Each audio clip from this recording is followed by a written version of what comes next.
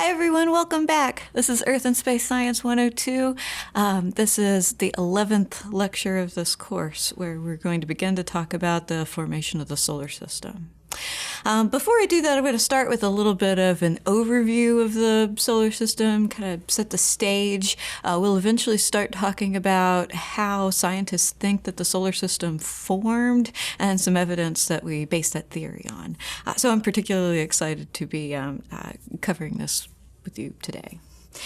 The solar system, when viewed from our perspective, when you think about it from the perspective of being a little person on planet Earth, just one of many, many planets within our solar system, it's a little hard to see the underlying order to it all. It's a little hard to kind of get your bearing. So for the most part, you have to sort of think about a view of our solar system as viewed from high, high above the North Pole of planet Earth. You have to think about it almost from looking outside of our solar system and looking inward. So when you think about it from that perspective, the solar system is going to be a lot less chaotic and unordered, and there's going to be a lot more order, and there's going to be a lot, basically the motion of all of these objects are going to make a lot more sense when viewed from a great distance. Now, our solar system is relatively new. It's just a tiny little neighborhood within a galaxy that's part of the entire universe. So it's also really important to remember the distinction between our solar system and all of the objects that are part of our solar system and the broader universe. We'll spend a whole nother unit in this class talking about the broader universe. Now, as we tour through the solar system, the first and most important object that we have to talk about is not actually the object that we're standing on right now. It's not the Earth. It's the sun. The reason why all of the other objects are here in our solar system, the reason why we're stuck in orbit, is because we have this extremely massive object located almost at the very center of our solar system that's really sort of commanding the attention of all of the other objects within our solar system.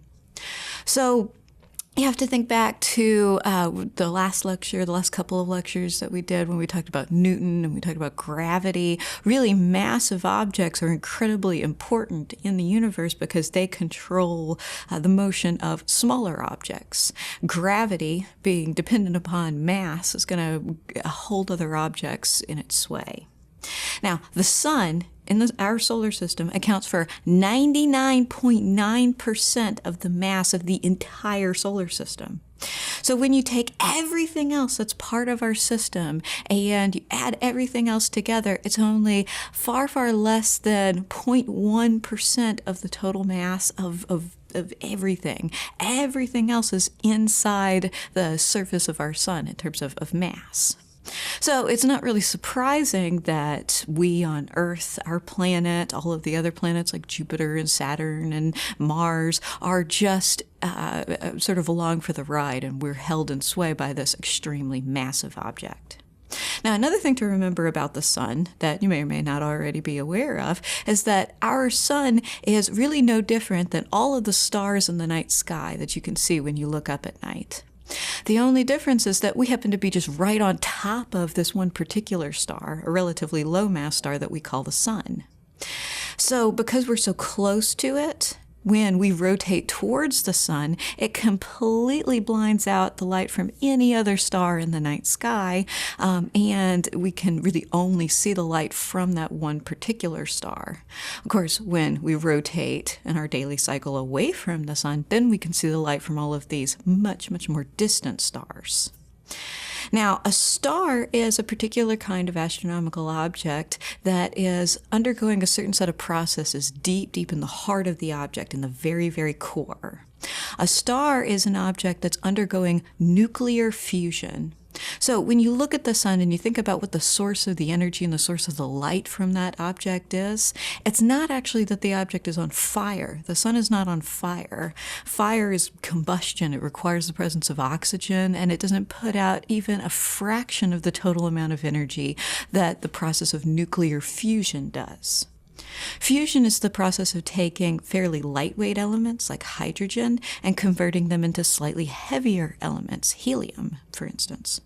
So that's the process that's going on in our sun. It's converting hydrogen into helium, and at these extremely high temperatures, the resultant material after that reaction is just pure energy. So in addition to creating heavy elements, stars also give off an incredible amount of energy. And it's that energy that we see and appreciate on Earth as a source of most of our external heat. So the sun, from any kind of perspective, has to be the most important object in our solar system. And when we talk about the formation of our solar system, it's really going to be more a story of how our star, the sun, formed, and less a story about how the individual planets formed. Formation of planets is almost an aftermath in terms of the formation of everything. Now, as we move away from the center of our solar system, or nearly the center, and we look outwards, we can see, again, all of the other objects, all of the planets, moons, asteroids, comets, and Kuiper Belt objects, all of these weird objects with lots of different names that happen to populate the outer territory of our solar system. The sun, along with all of these other objects, does have a rotation and does have a very, very, very slight orbit because it doesn't actually account for 100% of the mass.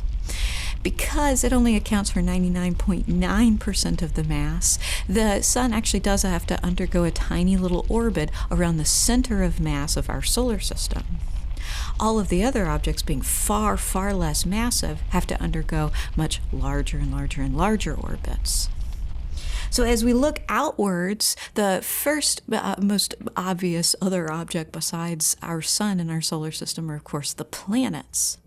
The planets got their name, planets, by the ancient Greeks, who observed these objects as being almost very similar to stars. And if you look up at night, it's very easy to mistake stars for planets and planets for stars in the night sky. The only difference is that planets will appear to shift in position from one night to the next, where stars appear, at least from our perspective, to be relatively fixed. Also, another good way of kind of trying to tell the difference between stars and planets in the night sky, and these are distant stars versus the planets in the night sky, is that the planets will actually appear to sort of twinkle a little bit less than stars do. And the only reason why the light from any of these objects appear to twinkle is because that light has to make its way through our turbulent atmosphere and down to the surface of our planet.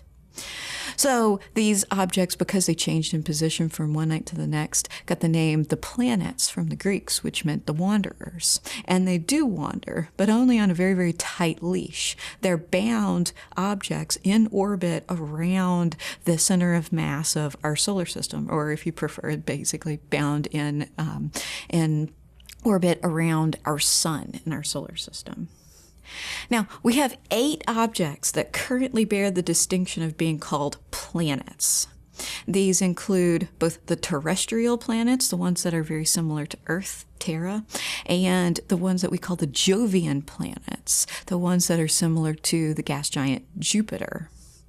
So those are going to be the 8 of the planets, but of course maybe when you were a little kid you might have remembered various rhymes that accounted for 9 planets. We have a 9th object out in the outer solar system that has only recently been demoted down to dwarf planet status, and we'll get down to that in a minute. We'll get to the sad demise of poor Pluto in just a minute. But first, I wanted to look at all of these planets as a whole and look, again, from the perspective of almost being outside of our own solar system and looking in.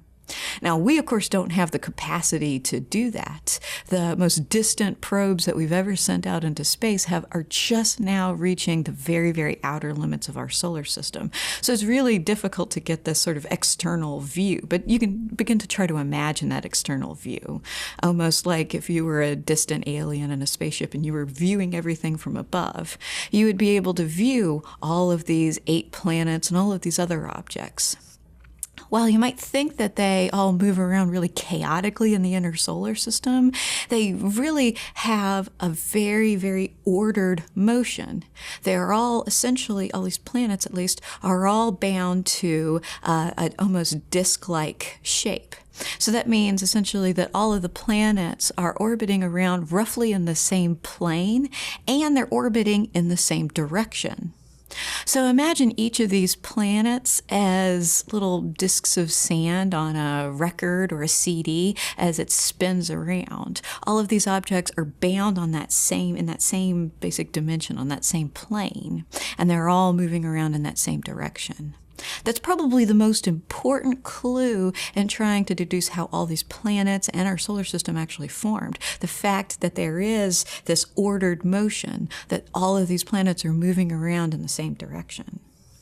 So if you're viewing all of this from above, let's say above is from our perspective on Earth, from above the North Pole. If you were high above the Earth's North Pole, high enough up that you could actually see all of the individual planets, then everything would be orbiting around counterclockwise.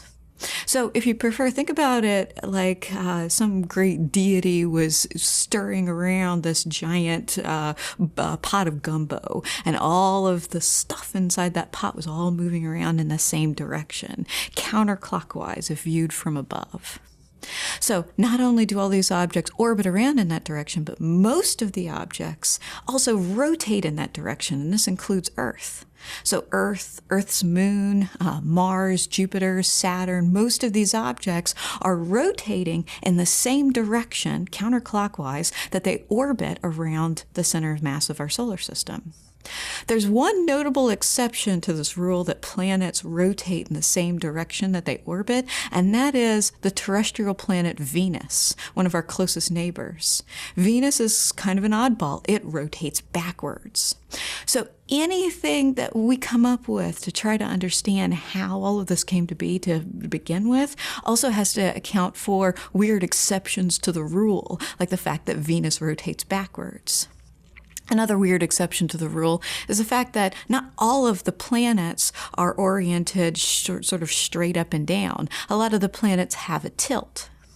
So what this means is that all of these planets are not necessarily rotating in exactly the same plane as they're orbiting around in the solar system. Our planet, for instance, has an axial tilt of 23.5 degrees. So it's essentially, instead of standing straight up and down in the solar system, it's just kind of tipped over just a little bit, and it rotates in that particular orientation. A planet like Uranus actually is tilted much more than the planet Earth. It's tilted completely over on its side. So we'd say that it has a 90-degree axial tilt. So all of these weird exceptions to the rule prove to be as crucial in understanding the formation of our solar system as all of the ordered motion is. You have to take all of it into account when you come up with some sort of a theory on how all these objects formed. Another thing that's important to consider with the planets is that we have two very distinctly different types of planets. And I've already mentioned them briefly, the terrestrial and the Jovian planets. And currently that distinction is broken down into 4 terrestrial planets and 4 Jovian planets. So let's look at the terrestrial planets first. And again, terrestrial originates from the word terra, meaning Earth.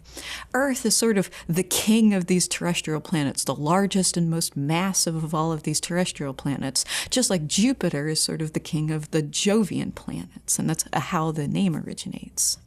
So all of these sort of seemingly Earth-like planets are extremely small compared to the Jovian planets. The terrestrial planets, of course, include Mercury, closest to the Sun, Venus, Earth, and Mars.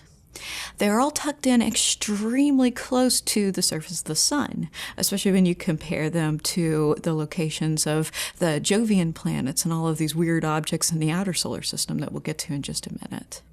These terrestrial planets are tucked in within around 2 times as far away from the Sun as the Earth is, or 2 astronomical units.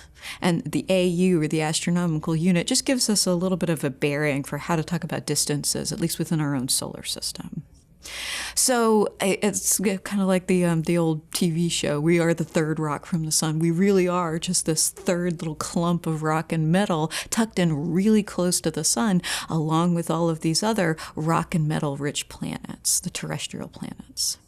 The other really notable thing about the terrestrial planets is because of their small size and their small mass, they are unable to retain large thick atmospheres like the Jovian planets did. So these terrestrial planets have relatively thin or sometimes non-existent atmospheres. So far we've gone through 4 of the planets, Mercury, Venus, Earth, and Mars, and they're all relatively similar, even though in future lectures we'll talk about these and we'll talk about all the differences between those planets. For now, we can at least kind of lump them into one category as one type of planet. Our second type of planet includes the planets Jupiter and Saturn, and these are the Jovian planets. Jovian, of course, being Jupiter-like.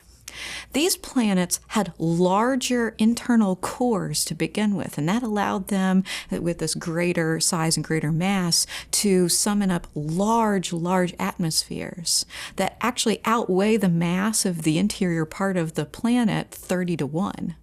So these planets were able to retain enormous amounts of hydrogen and helium to make up most of the mass of the planet. Now, these planets had some different building blocks to account for their overall much larger size. So they're fundamentally very different than the terrestrial planets. Part of their cores are made of ice, and that ice is possible out in the outer solar system. So Jupiter, Saturn, Uranus, and Neptune are the 4 planets that we currently identify as being Jovian planets, and they're all incredibly massive and incredibly well spaced out from each other compared to the terrestrial planets, and they also have very thick atmospheres. To sort of briefly address how spaced out they are compared to the terrestrial planets, you only have to look at their distance from the inner solar system in terms of astronomical units.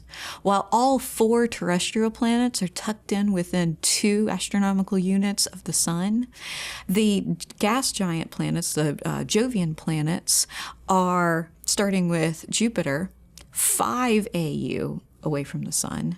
Saturn is 10 AU away from the Sun, and Uranus and Neptune, respectively, are 20 and 30 astronomical units away from the Sun. So they're as far spaced out from each other as even the most distant of the terrestrial planets is from the inner solar system. They've got a lot of space from one object to the next, meaning that when they formed, they were able to take into account a lot of the presence of all of these pieces of material to build these planets to begin with. So now that we've gone over the planets, at least in a brief amount of detail, and in later lectures we'll do one specifically on terrestrial planets and one specifically on Jovian planets and their moons, we'll go on to the last big set of objects within the solar system, and that's the sort of beginning of the miscellaneous category.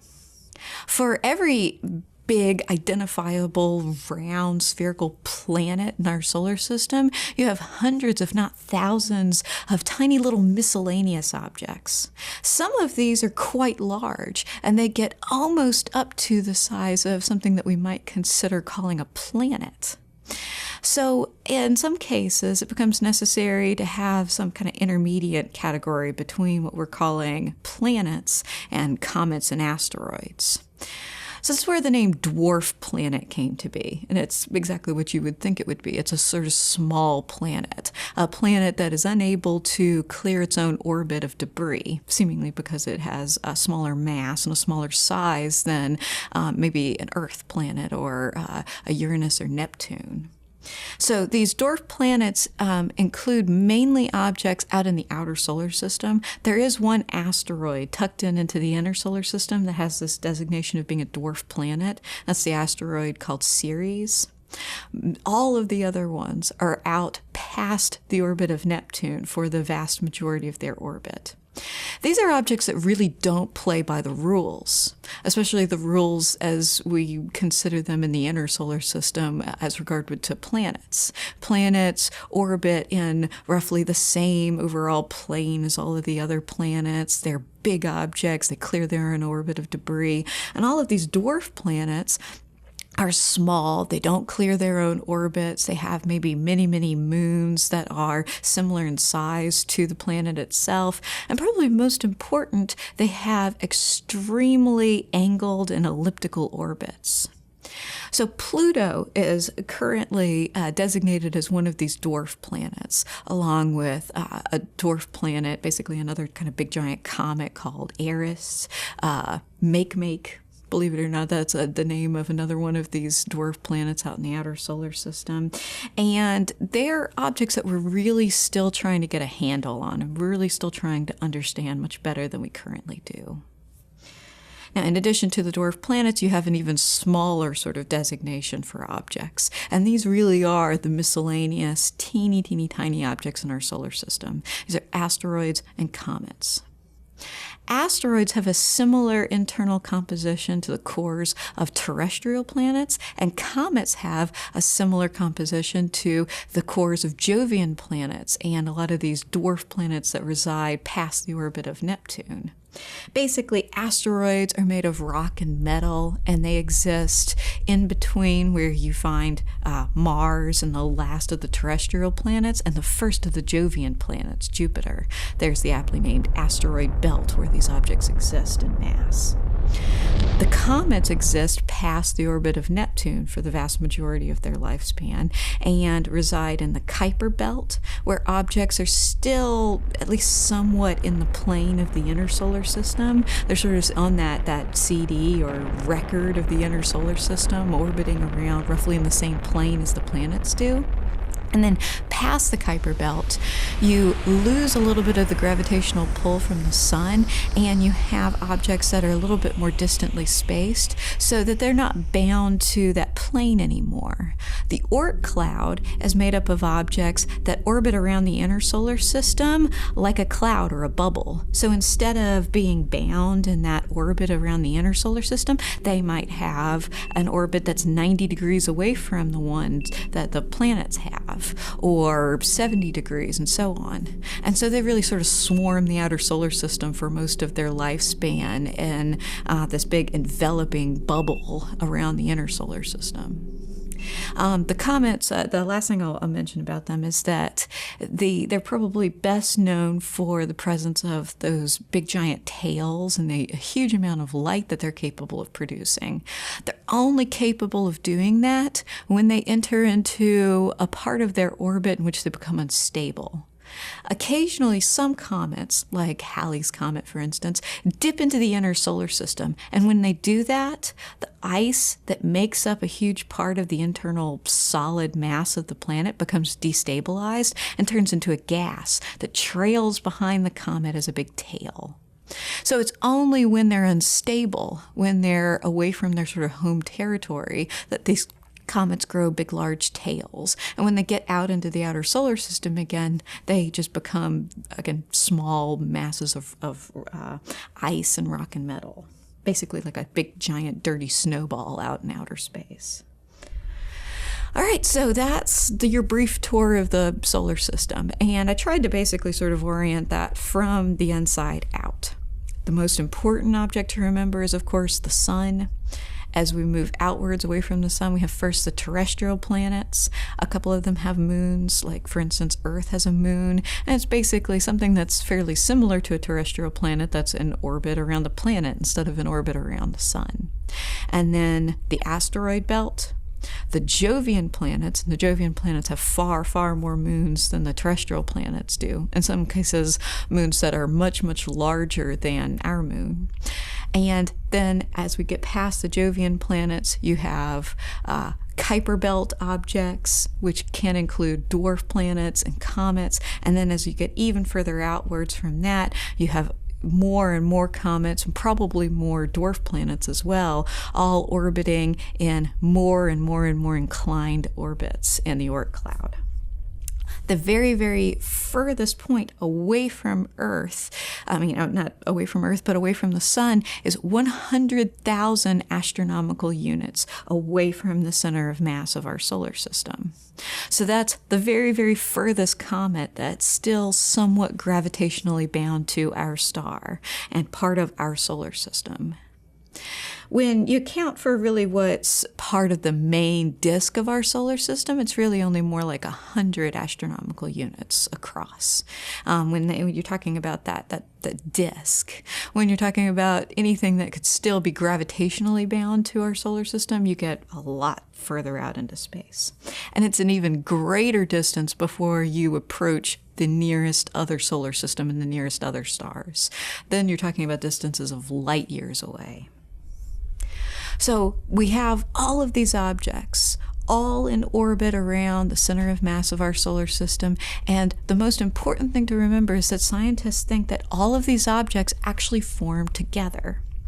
All of these objects formed around the same time that Earth did, the Sun did, most meteorites did in our solar system, all about 4.6 billion years ago.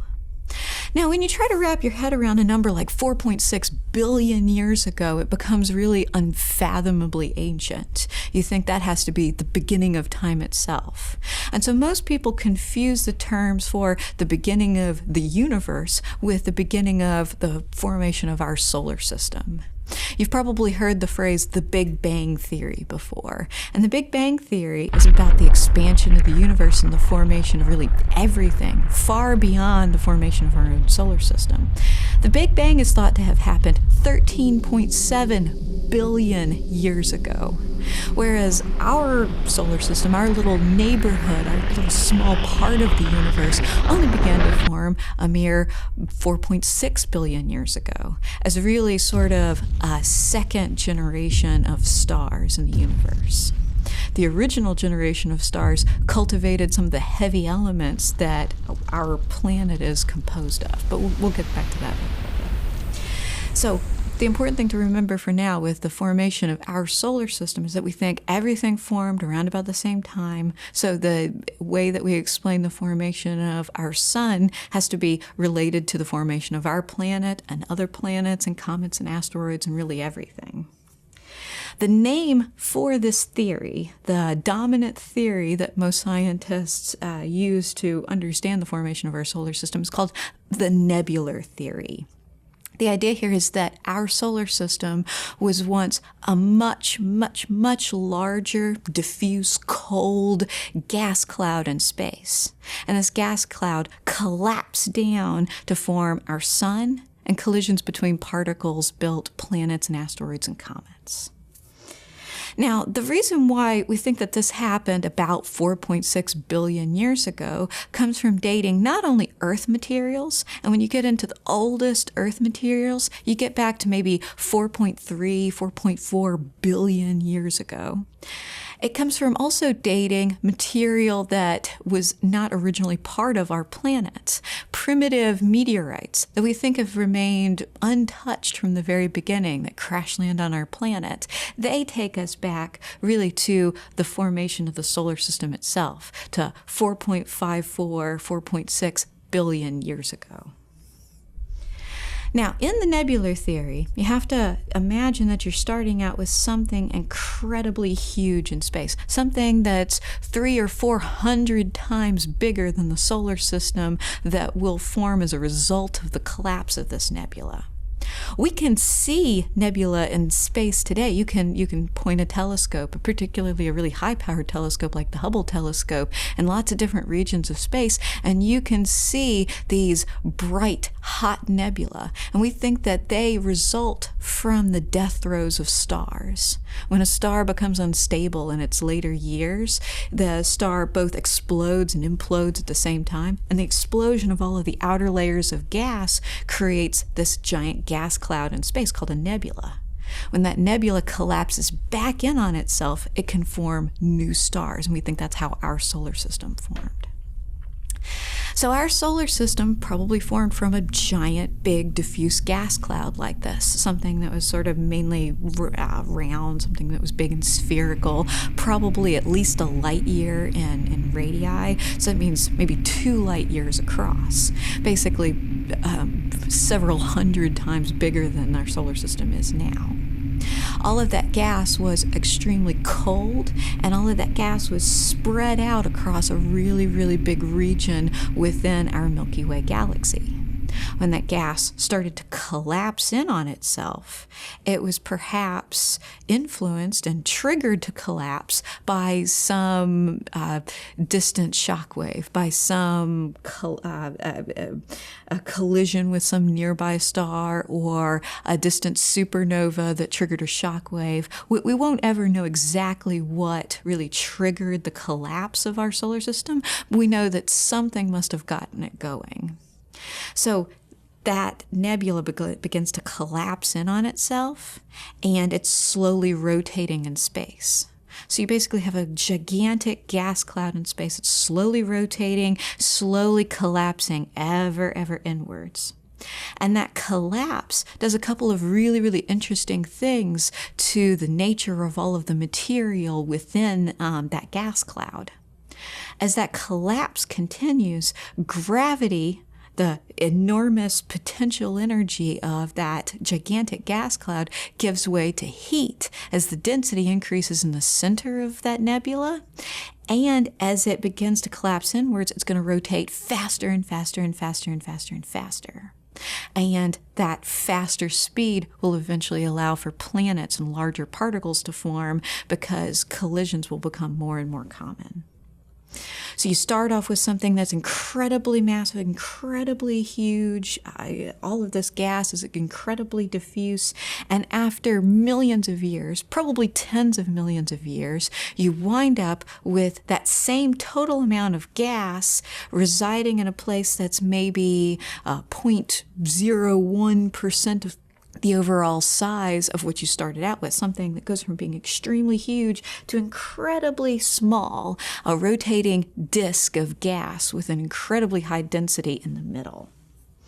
So this disk-like shape is the result of the faster speeds in which that material is going to rotate as you decrease its size. So another thing that I sort of wanted to point out here is the difference in size between what you started off with, the planetary nebula in which you started off with, this incredibly huge, big sort of rounded cloud of gas in space, and what you ultimately end up with, at least in terms of where the planets in the solar system ultimately wind up.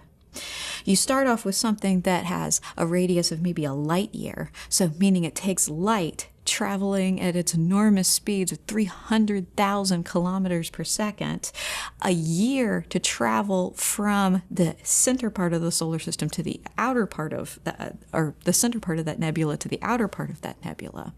So a light year is the equivalent, as a unit of distance, the equivalent of 63,240 astronomical units. So after that collapse has taken place over millions of years, you wind up with something that might be only 100 astronomical units in radii, something that is much smaller and has a disc-like shape as opposed to sort of a rounded spherical shape. Now, there are two really important laws in science that we apply to the formation of our solar system that helps us explain both where the energy comes from that allows the sun to form and where the faster speeds come from as the object starts to collapse in on itself. The first one I'm going to account for is that faster motion as the nebula is collapsing inwards. Something called the conservation of angular momentum can be applied to the formation of our solar system and can allow us to understand why that disk rotates faster and faster and faster as it shrinks in size. The conservation of angular momentum states basically the same thing as the conservation of momentum. Momentum is always conserved. Angular momentum is always conserved. Without some net external force, the total angular momentum of a system has to be the same before and after you make some sort of change to its dimensions or its velocity, for instance. So angular momentum is the combination of the mass of the system times the radius times the velocity.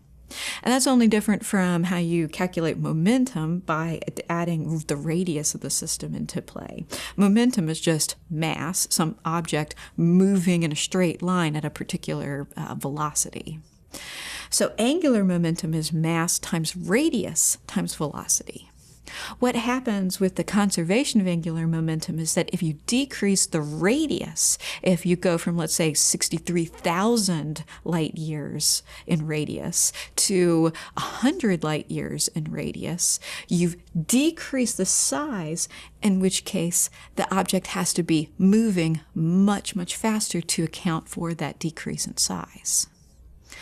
Another way of thinking about this is in terms of applications of the conservation of angular momentum that you've probably seen on Earth. The most notable is probably in figure skating or ballet dancing. One of the classic things that they do is to pull their arms in. And figure skating, when they're doing really, really tight, very fast turns, it's very common to see a figure skater go from having their arms extended and they're rotating somewhat slowly to pulling their arms in, and then they can whip around really, really fast. Because they've pulled their arms in, they've decreased the radius of their internal system, and because they've decreased the radius, they have a faster velocity. They spin faster, so angular momentum is conserved. We're going to cut to a little video right now that's going to show you a demonstration from a physics teacher in his class where he's on a little spinning pedestal, and he's going to do the same thing. He's going to pull his arms and decrease his radius, and you'll see what happens as a result. Now I want to start turning, so I have to apply an external torque, meaning I have to grab the desk and push on it so that the desk will push me and apply a torque to me so that I'll start spinning. I'll have my arms out, and I'm spinning relatively slowly. When I pull my arms in, I speed up. Arms out, slow spin, arms in, faster spin. Now the reason for this has to do with changes in my rotational inertia. When I have my arms in, my whole body is a small radius cylinder, relatively small radius cylinder. Now when I hold my arms out, then I'm putting some of my mass much farther away from the axis of rotation. So the R of my arms, the distance that my arms are from my body is greater, so that now I have a much greater rotational inertia. And what I'm doing here is I'm changing my rotational inertia, I'm changing my I, but my angular momentum has to stay the same, so my angular velocity has to compensate. When I decrease my rotational inertia, my angular velocity increases. When I increase my rotational inertia, my angular velocity decreases. I small, omega big, I big, omega small. All right, so hopefully you enjoyed that, the demonstration with the physics teacher. Decreasing, again, the important thing to remember here is decreasing the radius means that you spin faster. Now, probably one of the most important applications of this is in understanding how our solar system formed, because you start off with a nebula, this gigantic object in space, a light year in radius, or over 63,000 astronomical units in radius.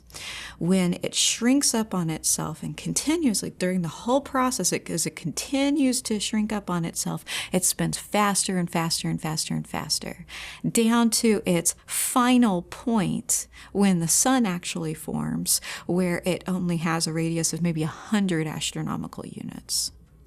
So having this extremely large, accounting for the decrease in size, having this huge shrinking of the nebula down to the solar system means that you're going to go from all of these little particles, all of these little solid bits of silica and iron, all of these little bits of rock and metal floating around in space, going from spinning around and orbiting around the center of mass of the system extremely slowly to zipping around really, really fast.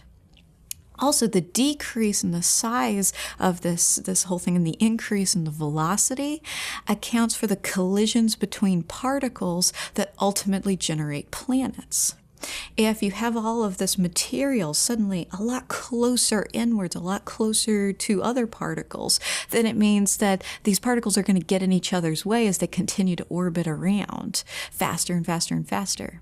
Those collisions generate larger and larger and larger objects, eventually planets, and those collisions help make it possible to condense down the shape of this system from something that's more sort of bulbous, something that's more spherical, down to something that's more disk-like. So both the formation of the planets and the disk-like shape of the solar system is a direct result of the conservation of angular momentum. The other conservation law that's perhaps even more important is the conservation of energy. Now, the conservation of energy is probably something that you've heard throughout your science education careers, throughout your science education history, all the way back to maybe 9th grade physical science class. The conservation of energy states that energy can neither be created nor destroyed. So the total amount of energy present in the entire universe has to remain fixed over time. The energy present at the Big Bang, when the entire universe was the size of the end of a pencil, is the same total amount of energy that we have in the universe now. Now, energy can transfer between forms. You've probably seen a demonstration before where you transfer energy from gravitational potential energy, like if you move something away from the surface of the Earth and you let it go, it's converted into kinetic energy, the energy of moving things.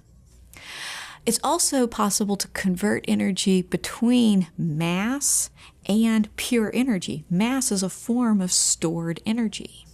So all of this is very, very relevant to both the formation of our solar system and the continued evolution of our solar system. In the formation of our solar system, as this gas cloud collapses inwards, what you had as a potential or a stored energy in the presence of gravity, so this is gravitational potential energy, is converted over time as this thing shrinks up on itself. Gravitational potential energy is converted into essentially average kinetic energy. And all that is temperature. So particularly in the very center of this nebula, the temperature increases as the collapse continues. So as you go from having this huge, diffuse, very cold nebula to something that is much, much smaller and disk-like shaped, your temperature increases tremendously. The temperature of this entire system is going to increase from just a touch above absolute zero to millions of degrees Kelvin, especially in the very, very center of this disk of matter. Right at the very center, where the density is the highest and the temperature is the highest, it's going to be possible for a chemical process to occur that's going to stabilize the entire system. The collapse continues. Gravity continues to take all this material and crunch it inexorably inwards, to pull it all inwards, until a force happens that creates an outwards force that combats the internal collapse due to gravity. And that is the onset of nuclear fusion. As soon as it becomes hot and heavy enough in the very center of this disk for nuclear fusion to start, we would say that a star is born, or a star forms.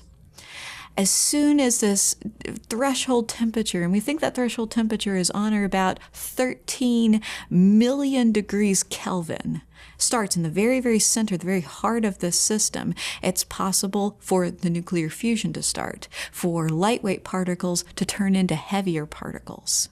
And through that, an external force, a force that combats the internal collapse of gravity, occurs, and that external force is thought to really sort of stabilize the entire system. So the temperatures in this nebula continue to increase until it becomes possible for fusion to start. As soon as fusion starts, the whole system is going to start the process of becoming much, much more stable, at least in terms of the collapse. So this is probably the most important single moment in the formation of the solar system. Again, not the point where Earth finishes forming. That's just important to us. But for the perspective of the entire solar system, the formation of the sun is going to stabilize the system like never before. So continued collisions between particles are going to generate planets, terrestrial planets, Jovian planets, and everything else within our solar system. But this collapse and essentially the conservation of energy drives and begins to lead us towards the formation of our sun, the formation of our star, the focal point of our entire solar system. Okay, so that's going to be sort of it for this particular lecture. It's a two-parter. We're going to continue this in the next segment where we talk about the formation of planets. We'll talk about the formation of both the terrestrial planets, the Jovian planets, and the atmospheres of those respective planets. Until next time, keep looking up.